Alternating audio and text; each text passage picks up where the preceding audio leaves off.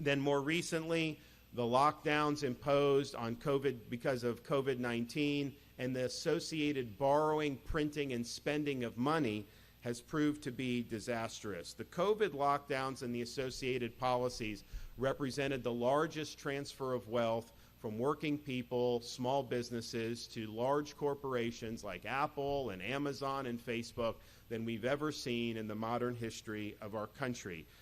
It would be great if all we needed to do to reach prosperity is just borrow, print, and spend with no end in sight. If you could do that, then heck, let's just borrow another 10, 30 trillion, 50, why not? Let's keep the party going. But we all know that is not how the world works. Ultimately, the bill becomes due, and the bill has become due in the form of average Americans paying exorbitant prices for the necessities of life. What Congress did, what the Fed did, they effectively imposed a tax increase, a massive tax increase on Americans. It was an invisible tax increase, it was an indirect tax increase, but their policies precipitated a massive decline in purchasing power and lower standard of living for people all throughout this country. Now, more recently on COVID, Florida, we said no to all this. And we led the way, and really led the way in dragging this country out of perpetual lockdown.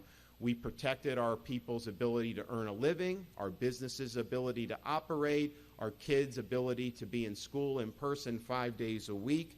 We bucked the elites when we did that. No governor faced more incoming fire during those periods of time than I did, because we were standing out and saying we're going to do what's right.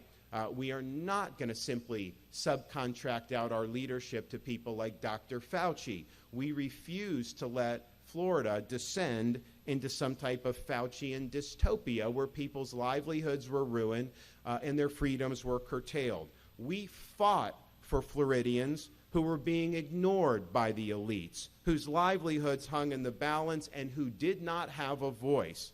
We were their voice, and we were their fighter. And the results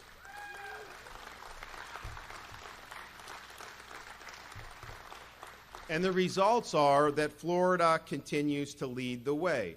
Our economy is ranked #1 amongst all 50 states by CNBC. We're ranked #1 in new business formations, #1 in economic growth amongst large states, and our economy has grown way more than the nation's as a whole. Since I've been governor, we've actually paid down 25% of our state's total debt, and we've run budget surpluses every year.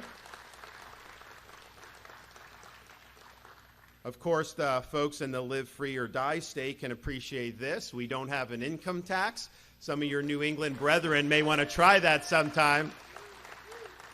We've been able to attract more wealth and investment into the state of Florida since I've been governor than has ever gone to a single state in the United States in our country's history over a single period of time.